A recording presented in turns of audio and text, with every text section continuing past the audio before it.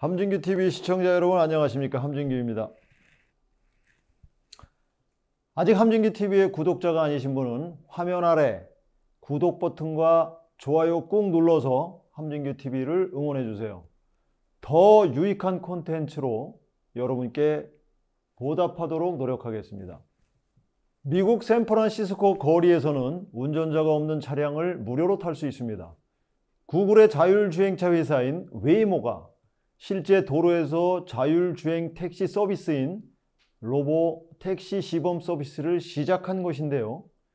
자율주행 기술의 획기적인 발전이라고 할 수 있습니다. 이 로보 택시 차량들은 인터넷이 보편화된 이래로 가장 놀라운 미중유의 발전을 촉발시키게 될 것입니다. 우리의 일과 삶에 끼칠 영향력으로 말하자면 100여 년 전 헨리 포드가 최초로 조립 라인으로 자동차 공장을 자동화한 것이나만큼 엄청난 변화를 초래할 수 있습니다. AV, Autonomous Vehicle, 즉 자율주행차 기술 개발에 전 세계에서 투자한 금액만도 이미 2천억 달러, 약 266조 원을 넘어섰습니다.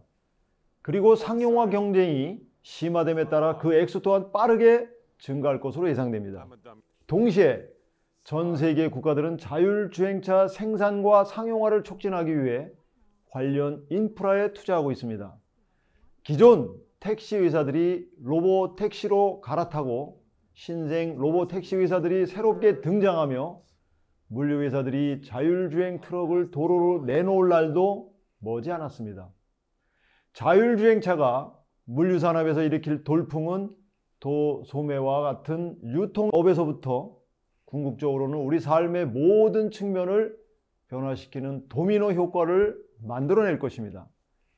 그래서 이 시간에는 시청자 여러분들과 함께 자율주행차가 스마트폰만큼 보편화됐다고 가정할 때 가장 큰 영향을 받을 6가지 주요 영역에 대해서 살펴볼까 합니다.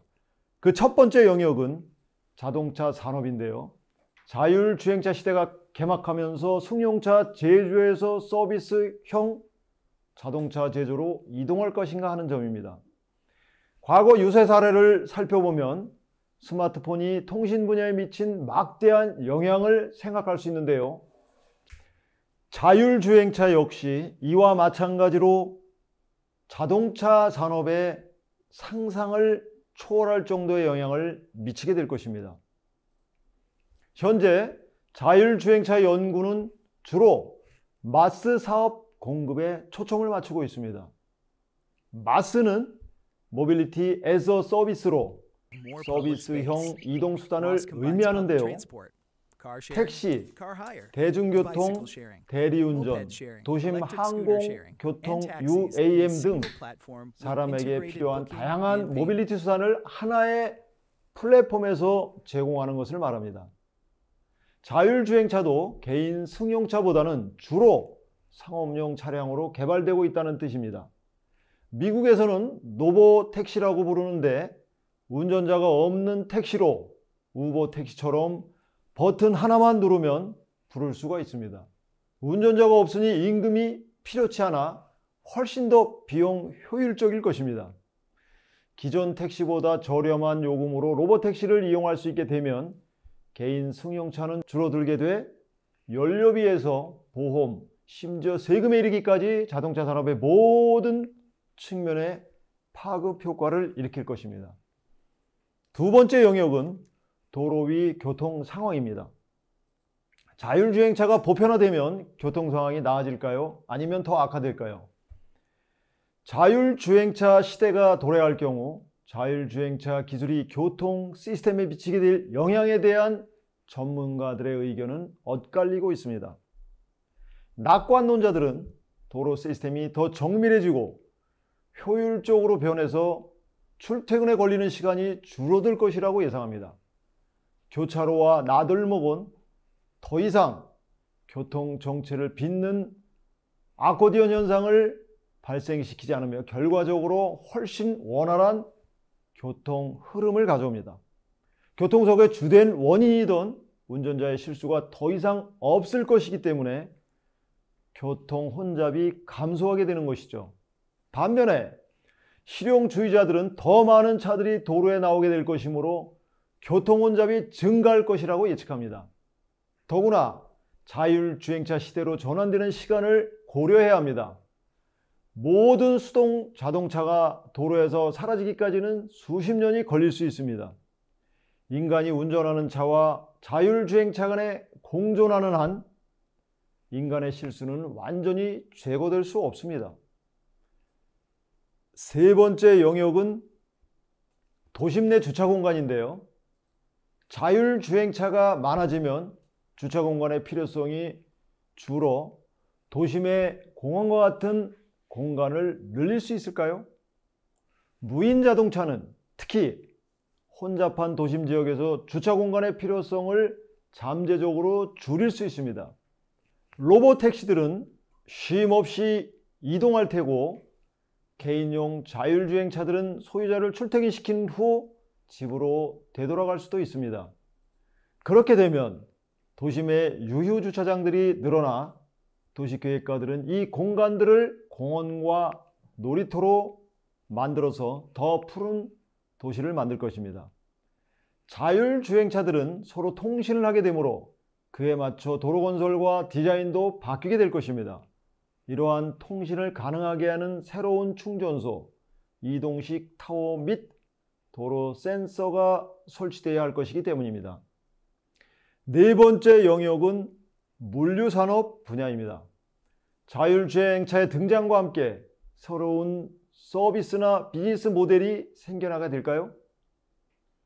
자율주행차는 공급망 부분에서 일자리, 안전, 가격 등 모든 것에 영향을 미치게 될 것입니다. 이미 인력 부족으로 어려움을 겪고 있는 물류회사들은 우리가 생각하는 것보다 더 빨리 자율주행 트럭들을 도입할 것입니다. 그럼에도 불구하고 장거리 운송 트럭이 운전자 없이 고속도로를 질주하는 것은 상상하기 좀 어려운데요. 보다 현실적인 가정은 장거리 운송 시 운전자가 탑승해 상황에 따라 자율주행 모드와 수동 모드를 번갈아 활용하는 것입니다. 자율주행 모드 운행 시 트럭 운전자는 휴식을 취할 수 있습니다. 이러한 변화에 맞춰 새로운 서비스 산업이 생겨날 수도 있습니다. 트럭에 탑승한 채로 식사를 할 수 있도록 하는 서비스 같은 것들이죠. 다섯 번째 영역은 인간의 건강입니다. 자율주행차로 모든 사람이 똑같은 교통 혜택을 얻을 수 있을까요? 자율주행차가 생기면 현재 운전이 불가능한 사람들의 이동성에 큰 도움이 될 것입니다. 예를 들면 노인, 장애인, 어린이 등 교통약자들은 훨씬 편리하게 교통수단을 이용하게 할 수 있습니다. 또한 자율주행차가 보편화될수록 도로여행이 점점 더 안전해질 것이므로 사고로 인한 부상 가능성도 줄어들 것입니다. 네덜란드 잡지인 컴팩트에 따르면 미국에서만 도로 안전사고를 1%만 줄여도 연간 80억 달러 이상의 비용 절감 효과를 얻을 수 있다며 이런 수치는 자동차 소유자들을 포함한 여러 이해 관계자들이 자율주행차 기술로 상당한 이득을 얻을 수 있음을 의미한다고 합니다. 그러나 우리 사회에 존재하는 범죄 요소 또한 고려해 봐야 합니다. 범죄자들은 자율주행차를 해킹하여 생명과 재산에 막대한 피해를 입힐 수 있습니다. 이러한 시나리오는 건강과 상해보험의 파급 효과를 일으킬 것입니다. 보험금이 지급되면 누가 책임을 져야 할까요? 보험 혜택을 받는 범위는 어디까지일까요? 이런 문제들은 자율주행차가 보편화되기 전에 반드시 질문하고 합당한 정책이 수립되어야 할 문제입니다. 마지막 영역은 고용시장입니다. 자율주행차는 고용시장에 큰 변화를 가져올 것입니다. 신기술이 도입되는 과정에서는 고용시장에 유사한 현상이 발생합니다. 택시나 트럭을 몰던 운전사들은 운전 일자리가 사라지게 될 것이므로 자율주행차 관리나 마스 플랫폼에서 고객 서비스를 제공하는 자율주행차 전문가로 변신할 수 있습니다. 자율주행 기술자, 원격 자율주행 제어 기사, 자율주행차 서비스 관리자와 같은 새로운 일자리가 등장하고 여기에 맞는 자격 요건도 생기게 될 것입니다. 직업훈련이 필요해지는 만큼 교육 분야를 활성화할 수도 있습니다. 이 외에도 출퇴근 시간에 추가적인 자유시간이 많아지면 근로자들의 일상생활은 상당한 변화를 겪게 될 것입니다. 컴팩트 보도에 따르면 자율주행차는 이전에 자가 운전하던 사람들에게 1인당 하루에 50분까지 자유시간을 가져다 줄 것이라고 합니다. 전문가들은 사람들이 이 시간을 경제활동에 사용할 것이라는 가정하에 경제 성장을 예측합니다. 운전할 필요가 없는 세상이 오면 사람들이 자율주행차를 타는 동안 주로 무엇을 하느냐에 따라 우리 사회의 모습이 많이 변하게 될 것입니다.